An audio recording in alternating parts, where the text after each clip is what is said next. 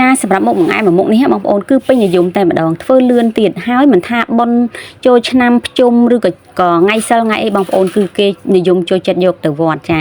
ហើយបើសិនជារសជាតិវាក៏ឆ្ងាញ់ម្យ៉ាងបងប្អូនហើយគឺងាយស្រួលក្នុងការធ្វើទៀតចាគឺជាការចាក់សារាយនេះឯងបងប្អូនមិនថាសង្កទានឬក៏អីគឺគេតែងតែធ្វើអញ្ចឹងណាបងប្អូនចាដោយសារតែលឿនហើយតម្លៃធូរថ្លៃទៀតហើយបងប្អូនធ្លាប់ញ៉ាំទេជាមួយនឹងសារាយដែលយើងធ្វើអំពីស្វាយបងប្អូនរសជាតិអែមតែម្ដងបើសិនជាអត់ធ្លាប់បងប្អូនអាចធ្វើសាកញ៉ាំបានហើយសម្រាប់ខ្ញុំថ្ងៃហ្នឹងគឺខ្ញុំយកមកមិចចូលគ្នាចំនួន4មុខតែម្ដងបងប្អូនចាគឺមានជាមួយនឹងស្វាយសកានេះហើយនឹងស្លឹកតើយជាមួយនឹងខ្ទិះដូងបងប្អូនចារាយរាប់ហើយអស់ក៏កុំភ្លេចជាមួយនឹងទូឯកបានខ្ញុំថ្ងៃហ្នឹងគឺជាមួយនឹងសារាយកញ្ចប់ហើយនឹងស្ករអំពៅបងប្អូនហើយបន្ទាប់ពីមានគ្រឿងផ្សំហើយអស់ណាបងប្អូនចាសម្រាប់ស្លឹកតើយបានខ្ញុំហ្នឹងគឺខ្ញុំហាន់ជាកង់ខ្លីៗបែបនេះមកខ្ញុំយកវាមកក្លុកបងប្អូនខ្ញុំដាក់ទឹកចំនួនកន្លះលីត្របន្ទាប់មកខ្ញុំយកវាមកក្លុកបែបនេះមកបងប្អូនហើយសម្រាប់ស្លឹកតើយនេះច្រោះដាក់កញ្ច្រែងដាក់កត្រងដូចខ្ញុំចេះគឺអត់អស់ទេបងប្អូនចាតោះតែយកស្បៃឬក៏យើងយកជាមួយនឹងកណាត់អីត្រងបងប្អូនបានវាអស់ជាមួយនឹងកាកបន្ទាប់មកគឺខ្ញុំចាប់ផ្ដើមយកស្វាយមកក្លុកដូចគ្នាសម្រាប់ស្វាយនេះបងប្អូនកុំដាក់ច្រើនពេកខ្ញុំដាក់នេះរៀងច្រើនពេកខ្ញុំដួសចេញវិញខ្លះណាបងប្អូនព្រោះស្មានអត់ត្រូវធ្វើជាលើកដំបូងអញ្ចឹងណាបងប្អូនអញ្ចឹងដាក់បន្តិចល្មមបានហើយសម្រាប់ស្វាយហើយជាមួយនឹងសកានេះក៏អញ្ចឹងដែរដើម្បីដាក់យកពណ៌បន្ទាប់ពីខ្ញុំក្លុកស្វាយហើយក្លុកជាមួយនឹងសកានេះអីហើយរួចរាល់ណាបងប្អូនជាដំបូងគឺខ្ញុំចាប់ផ្ដើមយកស្វាយ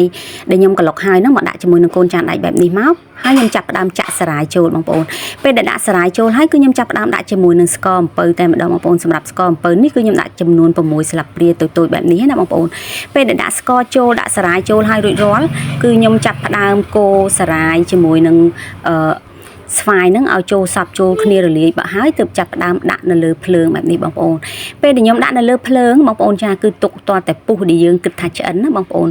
ពេលដែលឆ្អិនហើយគឺខ្ញុំចាប់ផ្ដើមយកមកដួសដាក់ក្នុងកំប៉ុងបែបនេះតែម្ដងបងប្អូនសម្រាប់ការចាក់សារាយនេះគឺ4ពណ៌ខ្ញុំចាក់ដូចគ្នាបរិមាណទឹកដូចគ្នាហើយសារាយក៏ខ្ញុំដាក់ប្រហាក់ប្រហែលគ្នាដែរបងប្អូនដោយសារតាសារាយក្នុងមួយកញ្ចប់ហ្នឹងគឺខ្ញុំប្រើទឹកចំនួន3លីត្រអញ្ចឹងបងប្អូនធ្វើ4ពណ៌បងប្អូនអាចលៃទឹកតាមនឹងអញ្ចឹងណាបងប្អូនចាបន្ទាប់ពីកូរសារាយស្វាយហើយរួចរាល់ខ្ញុំចាក់ដាក់កែវហើយទុកតទៅសារាយនឹងរៀងទន់មកល្មមដែលយើងអាចកូរជាមួយនឹងស្លឹកតើយហើយចាក់ពីលើបានណាបងប្អូនបើសិនជាកូរហើយភ្លាមចាក់លើគ្នាតែម្ដងគឺវាចូលពណ៌គ្នាអញ្ចឹងបងប្អូនដាក់សារាយ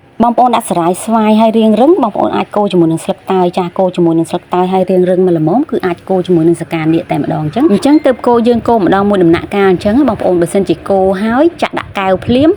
ស្រាប់តែយើងកូរមួយទៀតយកមកដាក់អត់ទាន់រឹងគឺអត់ជាប់គ្នាទេបងប្អូនចាហើយសម្រាប់ពីរសជាតិទាំង4រសជាតិហ្នឹងណាបងប្អូនចាខ្ញុំឲ្យរសជាតិស្វាយតែម្ដងគឺឲ្យអ៊ុយតែម្ដងបងប្អូនហើយចារសជាតិស្វាយគឺឆ្ងាញ់មែនតើបែបរៀងជូរអែមឆ្ងាញ់ណាបងប្អូនចាហើយនិយាយទៅគ្រប់រសជាតិទាំងអស់គឺខ្ញុំដាក់ស្ករអំពៅខ្ញុំហ្នឹងបងប្អូនចាស់ចំនួន6ស្លាបព្រាតូចរបស់ខ្ញុំហ្នឹងគឺធំជាងស្លាបព្រាកាហ្វេបន្តិចបងប្អូនចាស់ចំនួន6ស្លាបព្រាកាហ្វេហើយសម្រាប់ទឹកគឺខ្ញុំប្រើចំនួនកន្លះលីត្រហើយសារាយគឺលៃលោកតាមហ្នឹងទៅណាបងប្អូនចាស់ហើយសម្រាប់សារាយ4រសជាតិរបស់ខ្ញុំគឺរួចរាល់ហើយបងប្អូនចាស់គឺចាក់តែ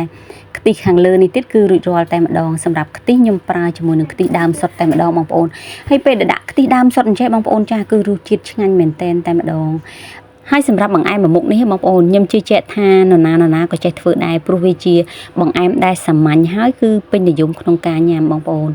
នមែនពេញនិយមថាតែក្នុងការញ៉ាំទេបងប្អូនយកទៅវត្តយកទៅណាទៅណីអីភាគច្រើនឡើយមិនថាឡើងផ្ទះសង្កទានទៅវត្តគឺខ្ញុំឃើញគេនិយមភាគច្រើនចាក់សារា